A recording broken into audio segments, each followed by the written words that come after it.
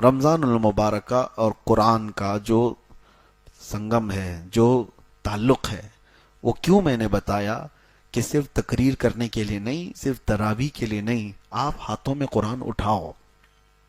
مہینوں ہو گئے اس قرآن کو اٹھائے ہوئے، اور کتنے تو ایسے ہیں پڑھ بھی نہیں پاتے ہیں، اور کتنے تو ایسے ہیں دیکھ بھی نہیں پاتے ہیں۔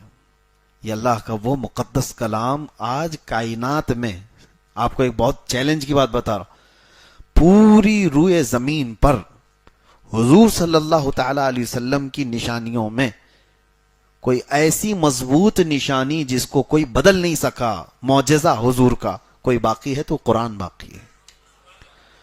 حضور نے چاند کے ٹکڑے کیے تھے کہ نہیں؟ آپ کا ماننا ہے یہ حضور کا معجزہ ہے۔ حضور نے ڈوبے ہوئے سورج کو پلٹا دیا، یہ حضور کا معجزہ ہے۔ نبی پاک صلی اللہ علیہ وسلم نے انگلیوں سے پانی جاری کر دیے، حضور کا معجزہ ہے۔ حضور کے سامنے پتھر بول پڑے، یہ حضور کا۔ لیکن یہ سب معجزے دیکھے آپ نے؟ چاند کا ٹکڑے ہونا، سورج کا پلٹ آنا، انگلیوں سے چشمے جاری ہونا دیکھا تو نہیں، حدیثوں میں پڑھا ہے اور علماء سے آپ نے سنا ہے۔ لیکن حضور پر جو قرآن اترا تھا وہ دیکھ بھی رہے ہو، سن بھی رہے ہو، پڑھ بھی رہے ہو۔ یہ ایک نشانی ایسی ہے جو ہر گھر میں اور ہر ایک کے پاس موجود ہے۔ اس سے محبت کرو۔ اور اللہ کے رسول صلی اللہ تعالی علیہ وسلم نے ارشاد فرمایا، قرآن جب کسی کے ساتھ دوستی کرتا ہے تو اتنی بہترین دوستی کرتا ہے کہ جب اس کے سارے رشتہ دار اسے قبر میں چھوڑ کر جاتے ہیں تو قرآن اس کی دوستی نبھاتا ہے۔ قبر میں آ کر اس سے کہتا ہے، تنہائی میں گھبرانا مت، میں ہوں تیرے ساتھ۔ دنیا دوستی چھوڑ دیتی ہے روح نکلنے کے بعد، لیکن قرآن نہیں چھوڑتا۔ تو جو ہمارے تنہائی، قبر کی تنہائی کا دوست ہے، اسے آپ اٹھاتے کیوں نہیں؟ اسے آپ پڑھتے کیوں نہیں؟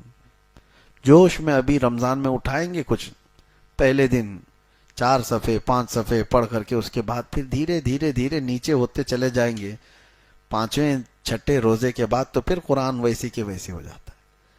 یا کچھ لوگ 10 رمضان تک، ہونا تو ہی چاہیے کہ پورا ختم قرآن رمضان میں ہر ایک مسلمان کا ہونا چاہیے۔ روزانہ ایک پارہ وہ تلاوت کرے تو 30 رمضان تک انشاءاللہ العزیز ختم قرآن ہو جائے گا۔ ورنہ زندگی میں آپ مجھے بتاؤ کب موقع ملتا ہے؟ کب موقع ملتا ہے؟ ہمارے اولیاء کاملین جن کی آپ اقتدا کرتے ہیں، امام اعظم ابو حنیفہ رضی اللہ تعالیٰ عنہ جس قبر میں آج آرام کر رہے ہیں بغداد میں، اس علاقے میں جہاں آپ دفن ہیں، فرمایا گیا 4000 ختم قرآن انہوں نے کیے۔ 4000 ختم قرآن جہاں ان کی قبر ہے۔ آپ اندازہ کریں، وہ رمضان المبارکہ میں 61 قرآن ختم کرتے تھے۔ دن میں ایک قرآن، اور رات کو ایک قرآن، اور پوری تراویح میں ایک قرآن۔ 30 دنوں میں 30 قرآن، 30 راتوں میں 30 قرآن، اور پورے 30 مہینے یہ تراویح کے قرآن، ایک قرآن، 61 قرآن وہ ایک رمضان میں ختم کرتے تھے۔ ان اولیاء کاملین اور بزرگوں کے پاس جو کچھ بھی تھا وہ قرآن کے ذریعے سے عروج پائے تھے۔ اسی لیے شاعر نے کہا ہے، درس قرآن اگر ہم نے نہ بھلایا ہوتا، یہ زمانے نے زمانہ نہ دکھایا ہوتا۔ ہاں، وہ زمانے میں معزز تھے مسلمان ہو کر، آج ہم خوار ہوئے ہیں تو تاریک قرآن ہو کر، یعنی قرآن کو چھوڑ کر کے۔ قرآن کو اٹھاؤ۔ اب سمجھنے والے، تفسیر پڑھنے والے بہت کم رہ گئے، ترجمہ جاننے والے کم رہ گئے، پھر تلاوت کرنے والے کتنے کم ہو گئے۔ میرے عزیزو، وہ تفسیر اور ترجمے والے تو بہت دور چلے گئے، کم از کم قرآن اٹھانے والے تو آ جائیں ہمارے پاس۔ قرآن اپنے گھروں میں اٹھاؤ، ابھی جا کر کے دیکھو کہ دھول لگی ہوگی، تمہارے فریج اور تمہاری ٹیویاں اس سے زیادہ صاف رکھی جاتی ہیں، بار بار روزانہ جھٹکتے ہیں، صوفے صاف کیے جاتے ہیں، اور قرآن کو اسی طرح سے تنہا چھوڑ دیا جاتا ہے۔ مہینوں ہو گئے، برسوں ہو گئے، قرآن کو چھوا بھی نہیں۔ کب چھوا؟ قسم کھانے کے لیے۔ کب چھوا؟ جب کسی کی موت ہو گئی تو قرآن جلدی جلدی جھاڑ کر کے اٹھایا گیا۔ اور ایک بات میں آپ کو بتاتا ہوں، اللہ کے نبی صلی اللہ علیہ وسلم فرماتے ہیں، قیامت کے دن قرآن اور رمضان جس کے خلاف کھڑے ہو گئے، اسے دوزخ میں جانے سے کوئی نہیں روک سکتا، اسے جہنم میں جانے سے کوئی نہیں بچائے گا۔ اور اللہ کے نبی صلی اللہ علیہ وسلم جب دعا کرتے تھے تو ہاتھ حضور صلی اللہ تعالی علیہ وسلم کے ہلتے تھے جب یہ دعا کرتے تھے، اللہم اجعل القرآن حجتا لنا لا حجتا علینا، اے اللہ قرآن کو ہمارے لیے سفارشی بنا، قیامت کے دن ہمارے خلاف مقدمہ کرنے والا مت بنا۔ تو قرآن کچھ لوگوں کے خلاف مقدمہ کرنے والا ہے، قرآن کچھ لوگوں کے خلاف کھڑے ہونے والا ہے، قرآن بھی ہے اور رمضان بھی ہے۔ اور فیصلہ آپ کے ہاتھ میں ہے کہ قرآن کو اپنا سفارشی اور اپنا شفیع و مددگار بناؤ گے قیامت کے دن، یا پھر اپنے خلاف کھڑے ہونے والا۔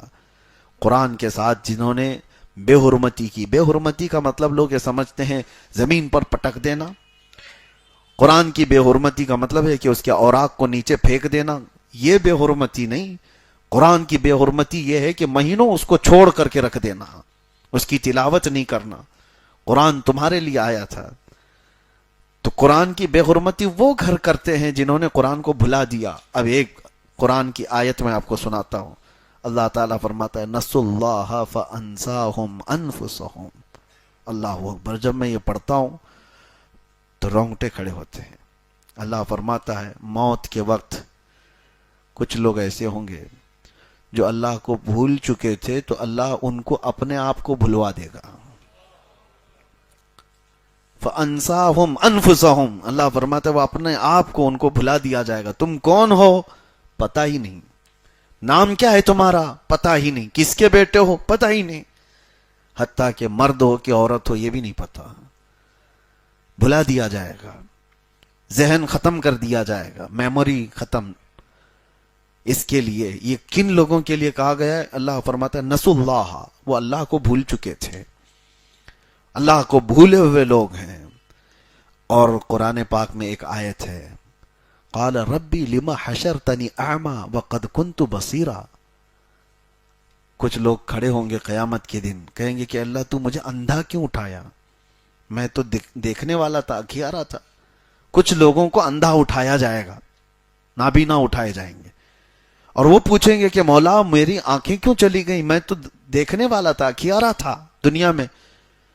وقد كنت بصیرا، اب جواب سنو، رب تعالیٰ فرماتا قال كذلك اتتك آیاتنا فنسیتها وكذلك اليوم تنسى۔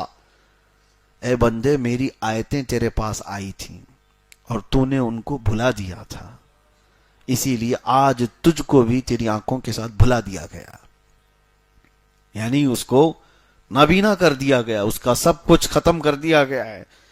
تو قرآن کے ساتھ ناانصافی نہ ہو، قرآن کی بے حرمتی یہی ہے۔ اسی لیے اللہ کے نبی صلی اللہ تعالی علیہ وسلم نے فرمایا جس گھر میں قرآن کی تلاوت نہیں ہوتی وہاں مردے رہتے ہیں، قبرستان کی طرح ہے۔ تلاوتیں کرو، قرآن پاک کو اٹھاؤ، سارے بچوں کے ہاتھ میں دو، عورتوں کے ہاتھ میں دو، قرآن پاک کا معمول بنا لو۔